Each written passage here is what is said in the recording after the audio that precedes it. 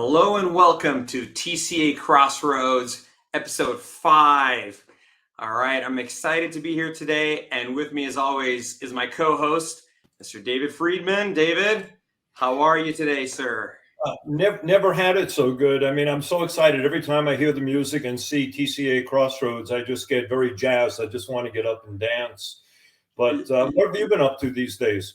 Yeah, I will say that little tune, I can't remember where I found it. It's got a beat. It's got something to it.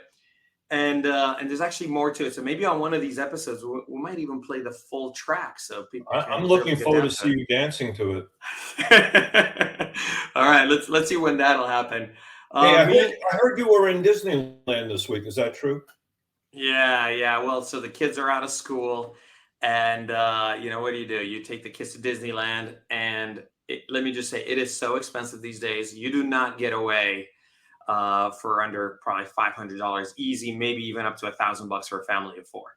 It is out of control. And I think it's dipping into my angel investing funds. So I got to figure something out there. Is this affecting the valuations that we need to see? Yeah, we're better to recuperate. Yeah, we got to get better deals coming in so we can pay for Disney tickets. But so speaking of capital, speaking of funding, today we have an awesome guest. We have Mr. Mike Hill from OCTANE Capital. Mike, how are you, sir? Good to see you. Nice to see you guys, Costin. How are you, David? Good to see you. Thank you guys for having us. Yeah. And David, you and Mike, you guys kind of go back for a while, right? You guys even work together? What's the story there? Yeah. Mike and I've worked together before, and I work with Mike sometimes on his, not only is he managing director of OCTANE Capital, but he also has a startup. So he has a very unique perspective on, what it takes to grow a company. He's done a couple of startups in the past. And I think he'll bring a lot of good perspective. Like I'm talking about you. I see you online. I'm talking about right you. Here. Yeah. Third person experience here. But, it takes a community to really build, this ecosystem. So why don't you tell us a little about yourself and how OCTANE kind of fits into the overall ecosystem, then we'll go from there. Yeah, no, I appreciate it. And speaking about entrepreneurship, it's a sickness, so once you go through it, you never go back. A funny story, I sold my last company, a dental business I had for 24 years. I sold it to private equity in 2020. And then you kind of look around after being an entrepreneur and you realize I'm unemployable. What are you going to do? So you look for that opportunity. What is your next, opportunity? And once you're an entrepreneur, once you're part of that, you're in completely. So anyway, I found my way over to OCTANE. OCTANE is a really awesome organization. We have 2 divisions, but we're a nonprofit, predominantly a nonprofit that is here to support the startup ecosystem. And the way that we do that is we facilitate very robust introductions between strategics and investors and advanced startups. And we can take a deeper dive into that if you want, but that's the essence of what we do.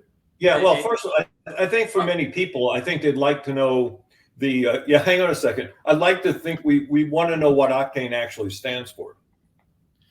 I don't actually know what OCTANE stands for. I think originally they were thinking OC, it was like an OC network, but it's really much larger than that now. About 80% of the companies that we work for and 80% of our partners are based in Orange County, but we have expanded. It's much more of a regional play now, the Southern California area. Yeah. And that was going to be my question. Yeah. My question was going to be, you said the word here. Where is here? Obviously, OC, OCTANE. Are you limited geographically, or can you support entrepreneurs, in LA, in Santa Barbara, like San Diego? Tell us a little bit about just your geographical reach. Yeah, a great question. Yes, we are here. We're actually in Newport Beach, right by the airport. And yes, we support companies outside of this area as well. So roughly 20% of the companies that we work with come not only outside of this immediate area, but they're outside of California. So anywhere in the US. And then we do have a number of international connections. Canada sends us a lot of companies, particularly in the aesthetic space. Israel's got some amazing technology, and they're trying to get access to these markets, and they don't know how to do that. So we end up being a nice facilitator for that opportunity. So we might need to Octane rebrand, get rid of the OC, and just be Tane.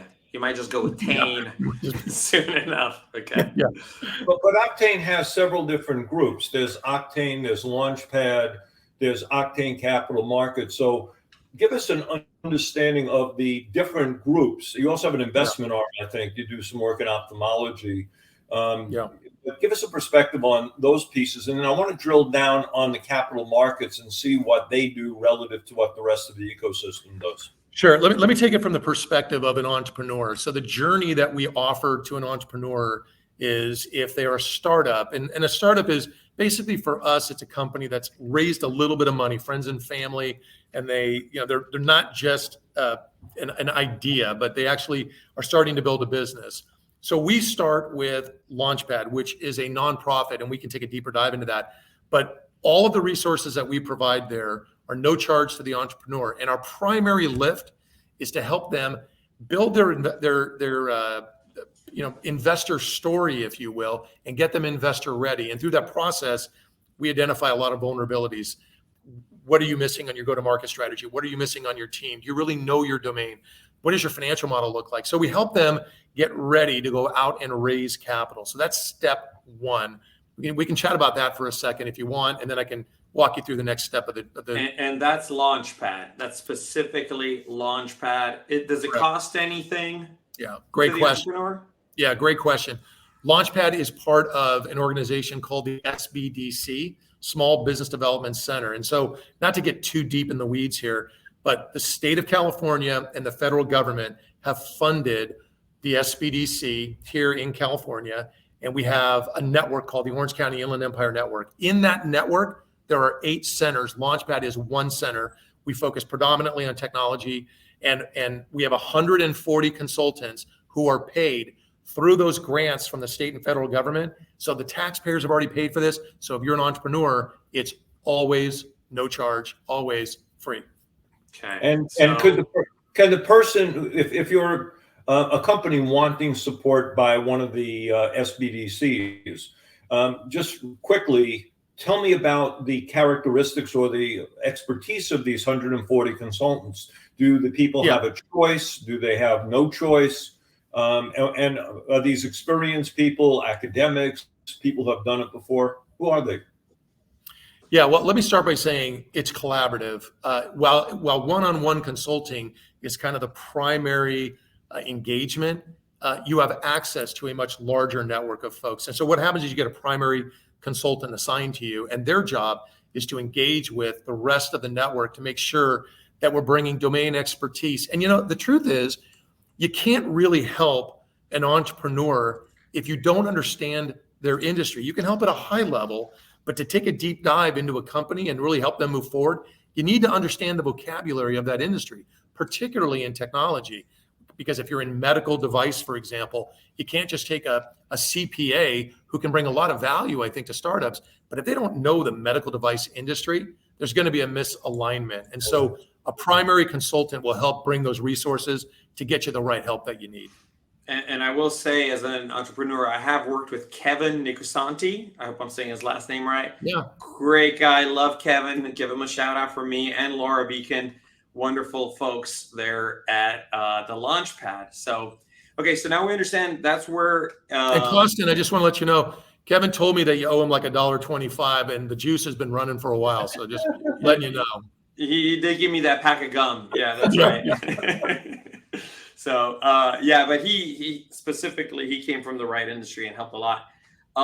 So now, entrepreneur, let's say, get started with Launchpad.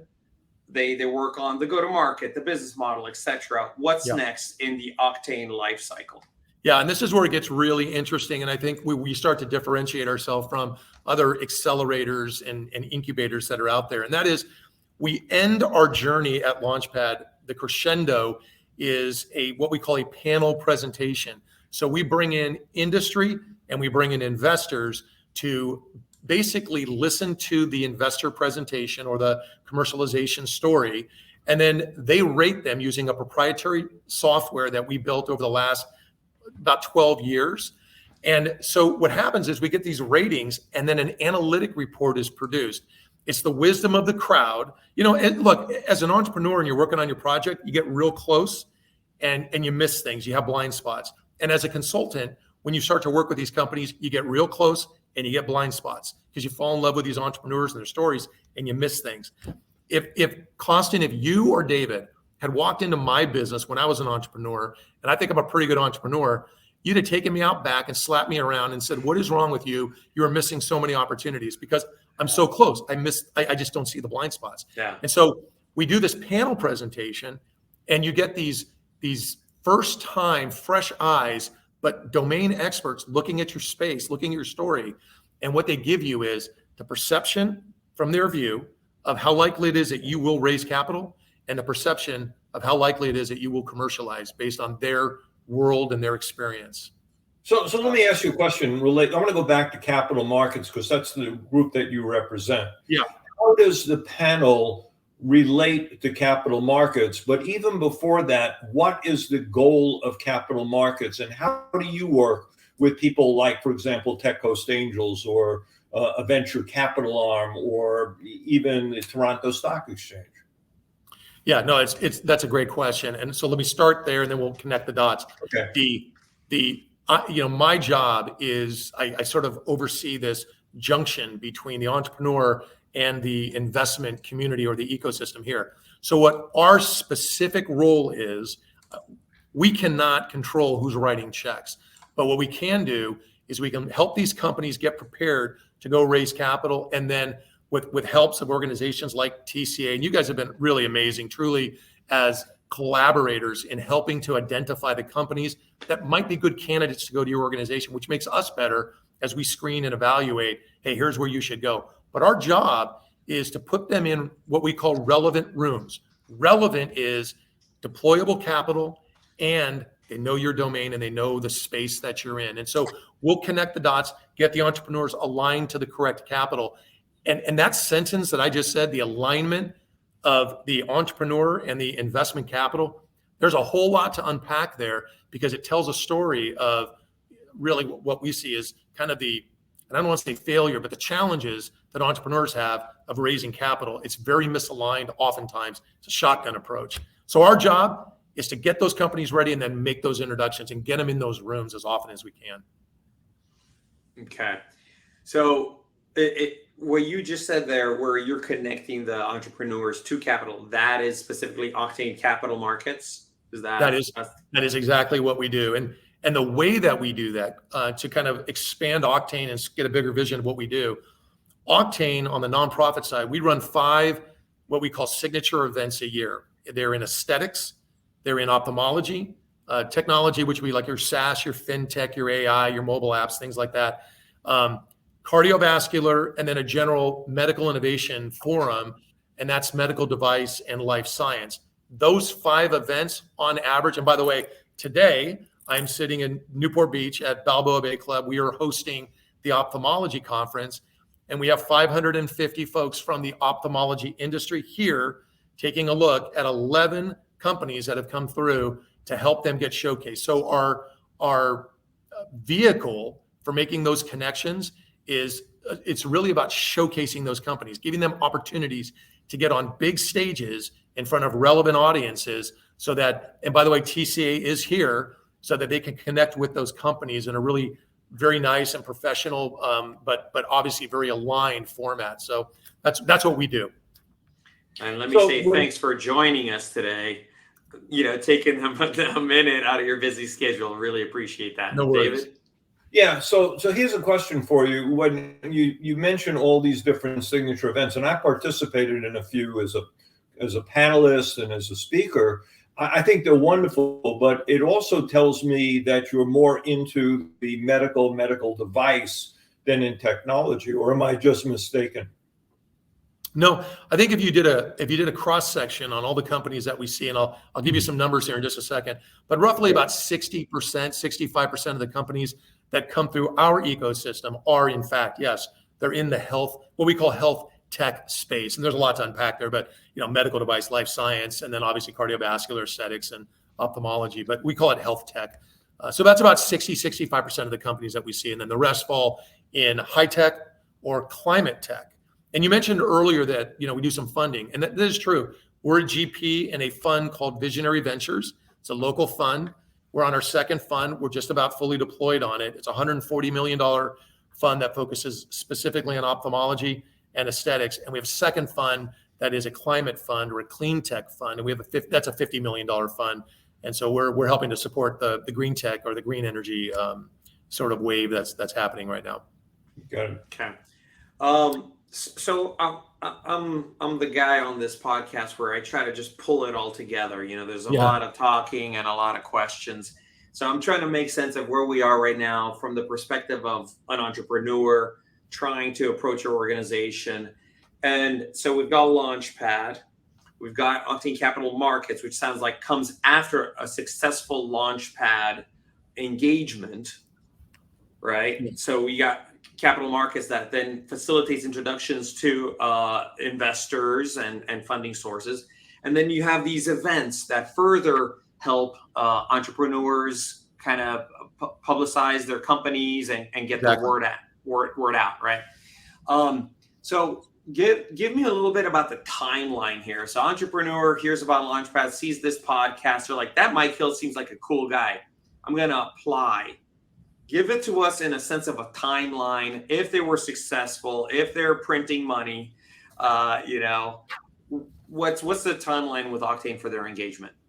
Yeah, well, if they're printing money, Thursday they can be engaged. I mean, if they're that successful, the truth is that we meet companies wherever they are in their journey.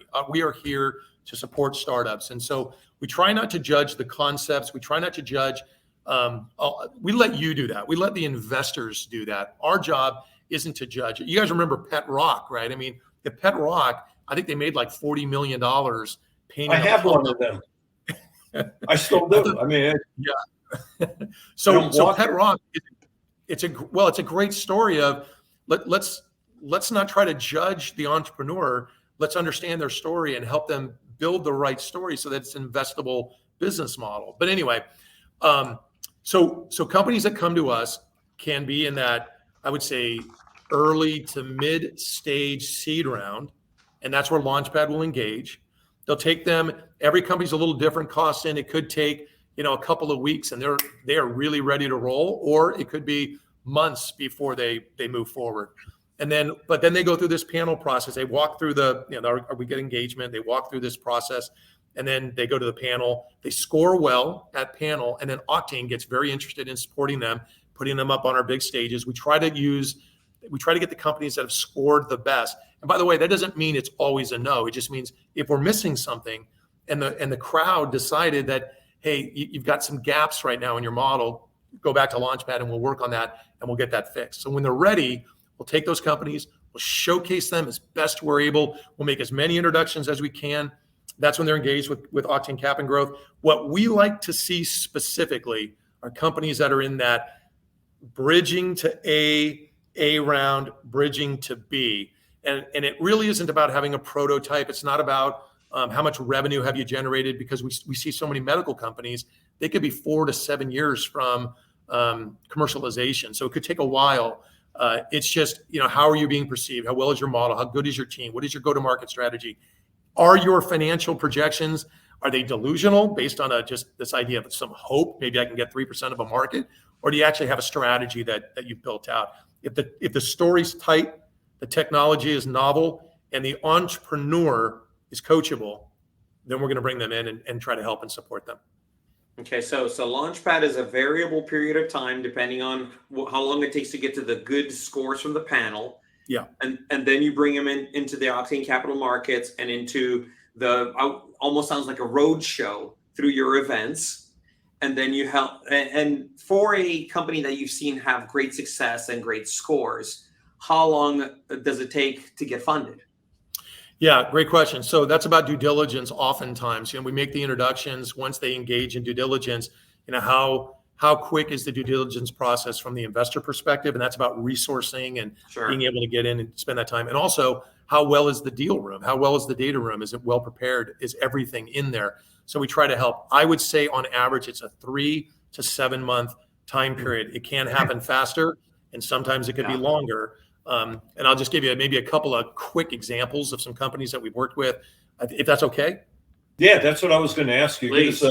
Tell us a success story and take us through one of the companies. If you can name them, great. If not, just close them.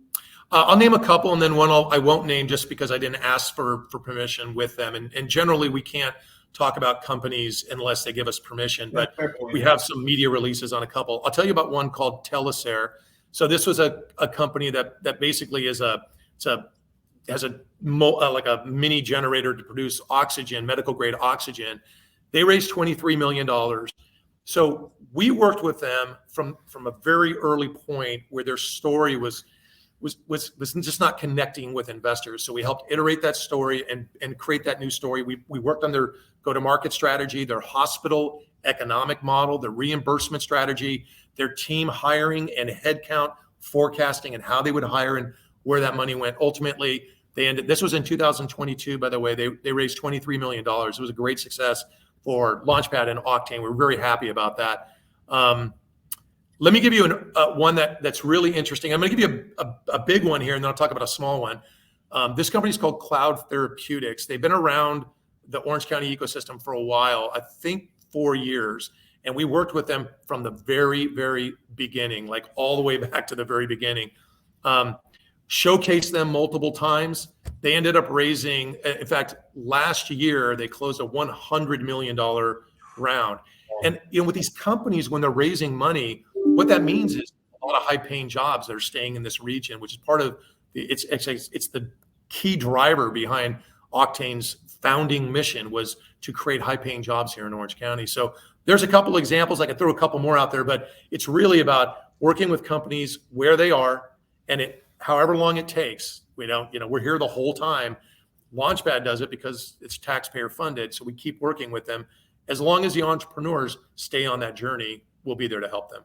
Let me ask a question. When you look at all the companies that you've gone through, what are the common elements of success, the ones that have gone through, could be from Launchpad, they could go directly into capital markets. What are the 2 or 3 or 4 characteristics of those kinds of companies that may be good prescriptions for some of the new companies coming into OCTANE or into the startup ecosystem?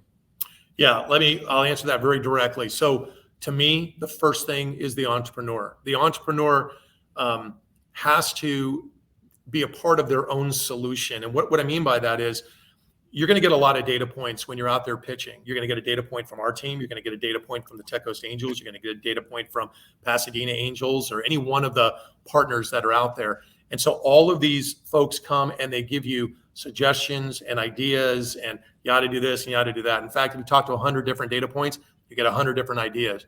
But a strong CEO doesn't get defensive on criticism, but they synthesize all these data points really well and hone their story and hone their strategy. So I think the first thing, David, I would start with, it's the entrepreneur, their flexibility, not being thin-skinned, don't take things personally. So that would be the first thing. I like how you said data points, and we all know everyone's got a data point, and there may be a different word that is the data point word there as far as. I think my joke fell flat, but yeah, you're asking. Family show. It's a family show, right? It's a family show. Yeah. Day job. Yeah, keep your day job. I know. So let's go back down. Okay, that's one. So entrepreneurship, the entrepreneur, and we see the same thing in TCA. That's the number one criteria. What are another couple of criteria that these companies have that give that are a good starting point for success? And then how does that relate to a thing called haystacks? I'm sorry?